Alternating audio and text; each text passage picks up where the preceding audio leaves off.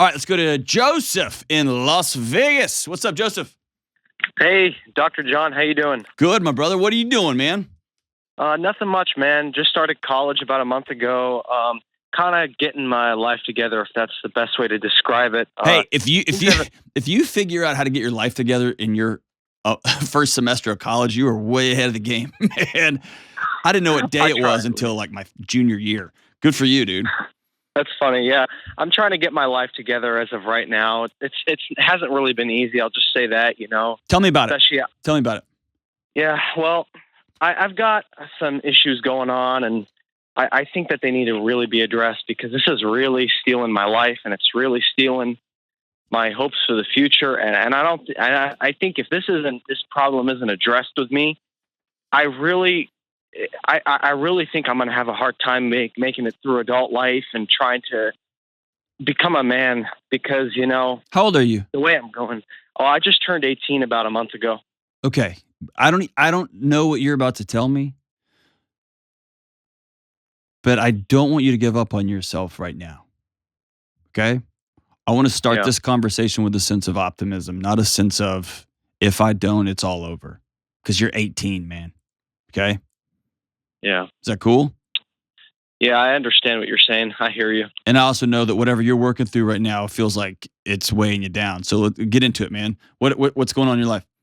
Yeah. So ever since elementary school, I've always had this struggle talking to women, and and I feel like none of them have ever liked me. I feel like if any ever did try to talk to me, I feel like it was just I would say not to I wouldn't say brush me on, but like to kind of just play with me, like funny, kind of to make fun of me, if that's a better word to use. And I struggled with this all through elementary school and all through middle school and pretty much all through high school. I'd see other guys who were, I wouldn't say they had girlfriends. I mean, I'd say they were much better than me, and they had the opportunity to have a better social life, to hang out. And I feel like, and then this might sound typical to most people, but to me, it's a big struggle. And I'll tell you why. Because it led me down a path of addiction that I really wish I would have never started. I'd say that it's like a cigarette. And I got into the addiction of pornography and masturbation, and I became super heavily addicted, and I still am. Was like masturbating like 30 times a day, and it's really bad. And I don't laugh when I say it because to me it's not a laughing matter. No, it's hell, dude. It's hell. It's hell. It's like a cigarette. Hey, it's way worse than a cigarette. It's way worse than a cigarette, man. Okay? You don't have to justify it to me. It's 30 times a day. Like, yeah, you're a full-blown addict, man, and that's hell. So I'm not laughing at all with you, okay? Yeah. And so, thank you, John. And then, so it was, and then what's worse about it is that I feel lost. I feel angry. I feel lonely. And then my mom didn't allow me to get my driver's license till I was 18, which was this last year. And so when I would see all these people that had a much better, I would say, life, and I had no job, I had no car, I really, really felt miserable. Like I felt really, really miserable and depressed. And what's worse, even worse, is that even till now, when I have all the opportunity to pick up more work and to, control my finances and control, I feel like that scar of the last 8 years of my life sticks with me, because it's kind of like I got out of high school and I'm like, I wouldn't say what now, but I'd say more like, like it's just a big ball of confusion. And then dealing with this addiction, it's just, I feel like that's what's made it hard to move out and, not move out, but move on from it and try to get away from it. And this pornography addiction led me down a really, really severe path of insanity, not only in my addiction, but in my mental health and in the way I view things and the way I spend money. And in the way I've so far, because of my addiction, I've lost over, I'd say about $3,000 in savings that I was supposed to use for adulthood. I spent it on supporting my addiction, supporting my laziness, supporting all of this. And so it just really has not been good. And and I want to be honest with you, John, because you're a doctor and you're a therapist. It led me down very hard. It led me down a path of a different type of pornography that is not who I am. I did that type of pornography because I was so desperate and felt very alone, and I still do feel very alone till this day. Like it feels like every day is a Good Friday to me, And I tried to go see a therapist, and usually therapists are supposed to help you. But I felt like this guy reasoned more with what I was doing than recognizing that it was a problem and helping me switch. So eventually I stopped going. I mean, he was a nice guy, but I really didn't feel like that was like he was helping much. And I was okay. Hold on. Stop. Okay, I got the gist of it. Are you involved in child pornography? No. It's if you want, I can tell you which type. Yeah. Well, I started with straight pornography, but then I would go on this video cam website and I would masturbate with other men. Okay. Yeah, and that was the type that I was doing, and it goes completely against my values as a Catholic, as a Christian. It goes completely against my values as a man, as a Christian, as a person who goes and participates in the Eucharist every week. Sure. It feels wrong. But okay. Yeah. All right. Do me a huge favor. Yes. Take a deeper breath as humanly possible. The biggest breath you can fill in your lungs, and hold it for 5 seconds. A count of 5. 1, 2, 3, 4. Blow it out as hard as you can. Okay. Now,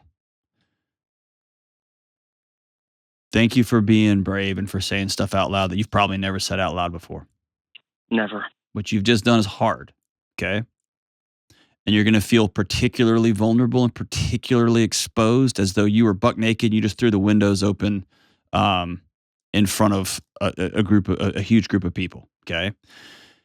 I want you to sit in that discomfort for a second, because you're also going to find that's where the healing starts. Okay. Yeah. Right now, your mom ran a pretty tight ship, didn't she?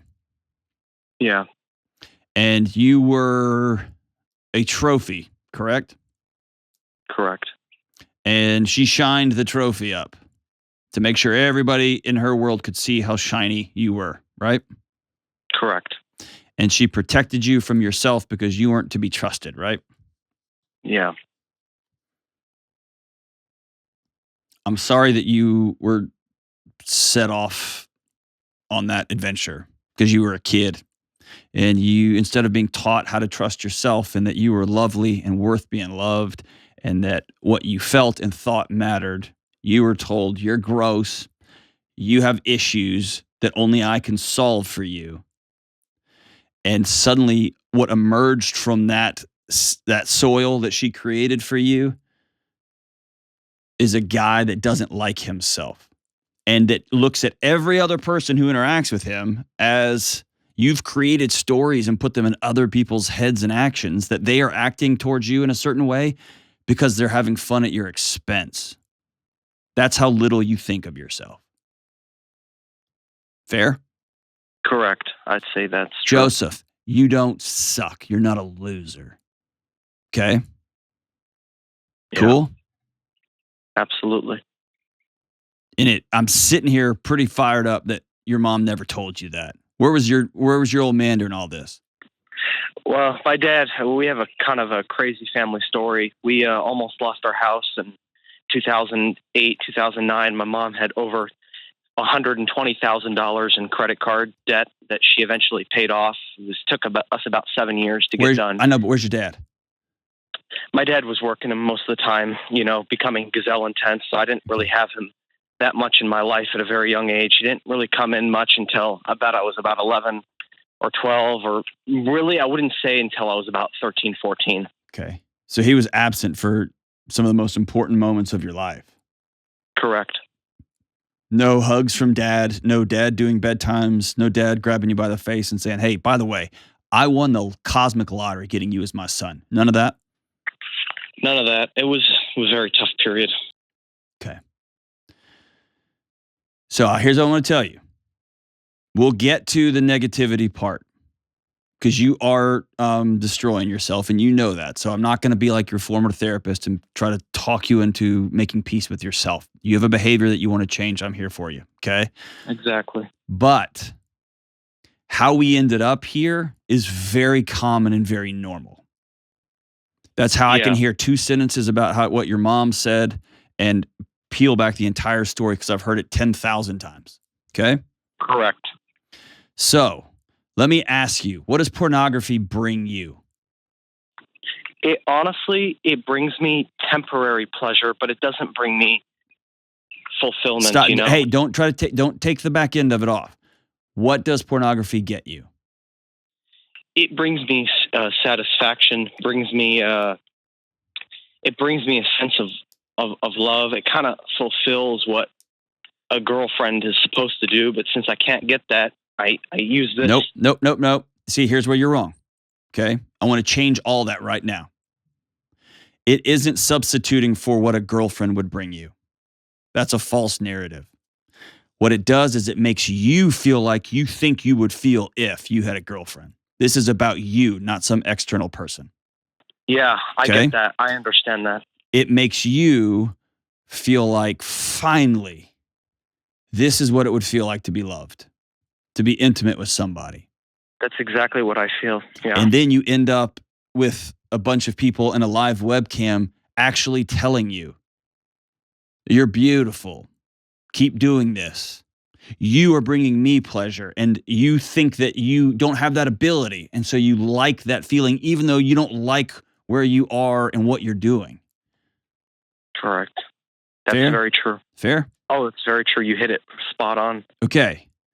Here's why that's important, because you have to identify what pornography brings you, because we're going to meet those needs elsewhere. Okay? Not going out and finding sex, because this isn't about sex. This is about a kid who hates himself. Correct. And hates the world that has been created for him. And I say that intentionally because just until recently, you were a child. Okay? Yeah. And I know you've been 16, 17, having no dad. You've had to grow up quick. Having a mom who went off the rails. You've had to grow up quick, but you were a child. Okay? Yeah. And so here's what we're going to do to walk out of this thing. Okay?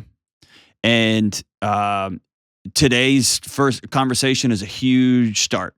Okay? Absolutely. Number one, I'm going to give you 1, 2, 3, 4, I'm going to give you 5 things. Okay? And here's what I'm going to do, because I know this is torturing you right now. We're going to clip this call, and this show won't come out for, a month or so. I'm going to clip this call and send it to you today or tomorrow. Okay? Unedited. All right? Because I want you to have these 5 things. And I want you to play on loop. You are not a bad kid. Got it? Absolutely. None of this there is no healing here if you keep telling Joseph that Joseph sucks. That's like looking at a wound that a surgeon's just stitched up and you cut it open again and you cut it open again. We have to start from a place of Joseph's a kid that went through a lot of nonsense and then found himself over his head as a child. And now as an adult, he's trying to dig himself out. Okay? Correct. That's a totally different proposition than I got about 24 months left and I'm eternally ruined. Because that's not true. Okay? It's not true. And this is I'm in my 40s, dude. I'm double your life, right?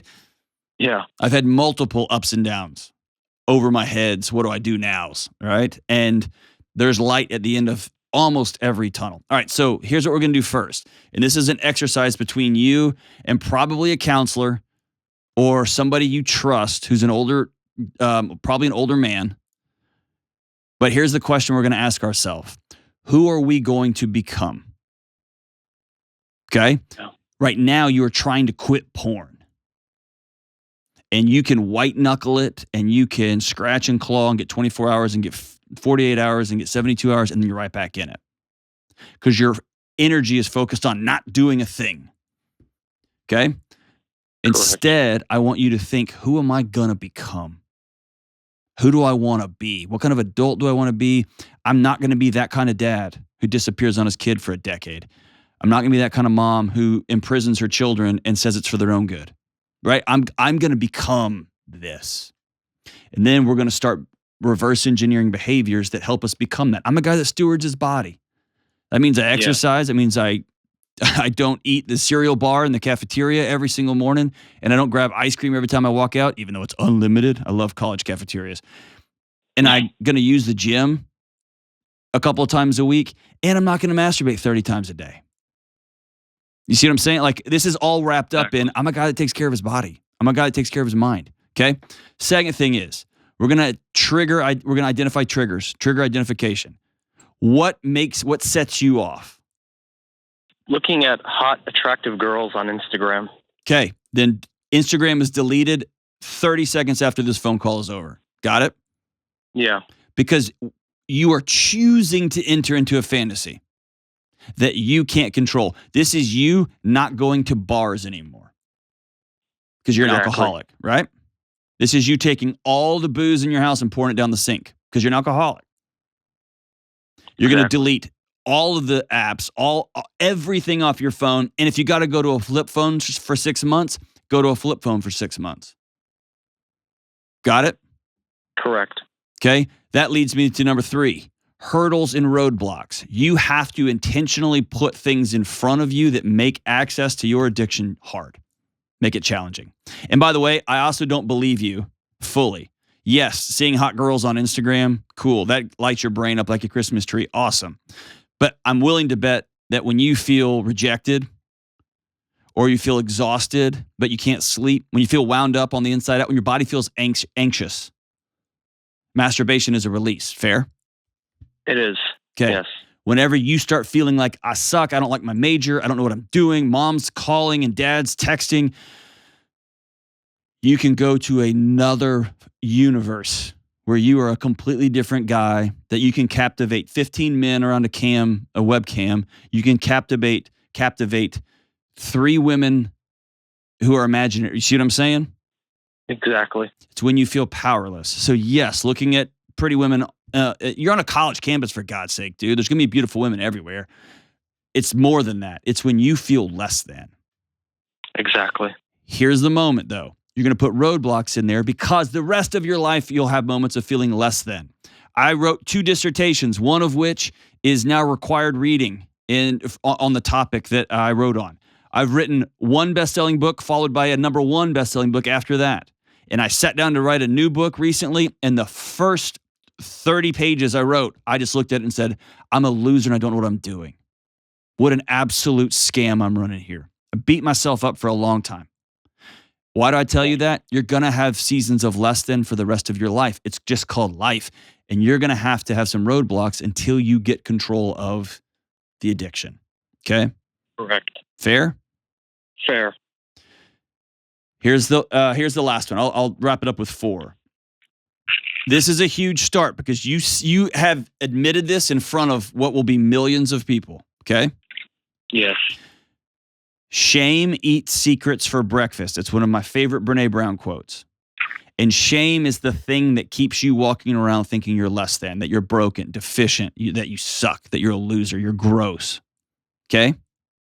Correct. The one antidote to shame that I think trumps every other antidote is saying out loud, here's who I am, to other people. And so whether you find an SA group, which I know they have in Vegas, Sexaholics Anonymous, which is a group of men and women who get together and speak openly. Here's what I've been struggling with. And when you sit in a circle of 15 or 20 men or women, some are 30 years older than you, some are 10 years younger than you, and you say, I masturbate 30 times a day and I can't stop. You'll see a room full of people all nod and go, yeah, we've been there, man. And suddenly your body completely relaxes because you're not all alone. You're not the psychopath loser that you think you are. Okay? Correct. You have to. This isn't I want to strongly recommend you have to have other people in your life that you are regularly telling the truth to. Okay? Exactly. Is that fair? That's very fair. Let me be even clearer. You cannot do this by yourself. This ends in ashes if you don't. Okay? Exactly. You are really, really close. If you haven't already, you are razor thin close to meetups. Exactly. Okay? Correct. Fair? Fair. Yes. And you've probably gotten pretty dang close already. Absolutely. Okay. Take another breath and exhale real quick. Here's my promise to you. I'll walk alongside you the whole way. Okay?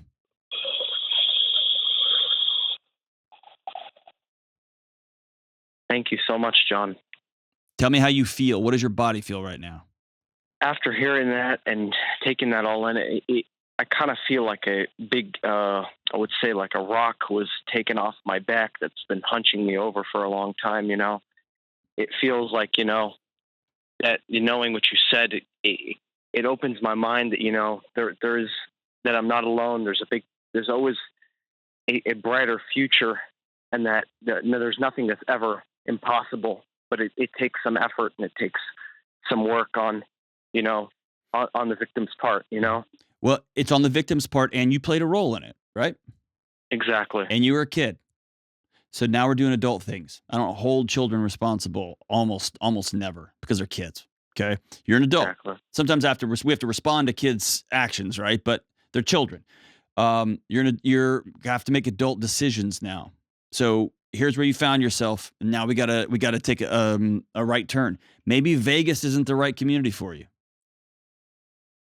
Maybe, I don't know. Maybe your group of friends isn't the right group of friends.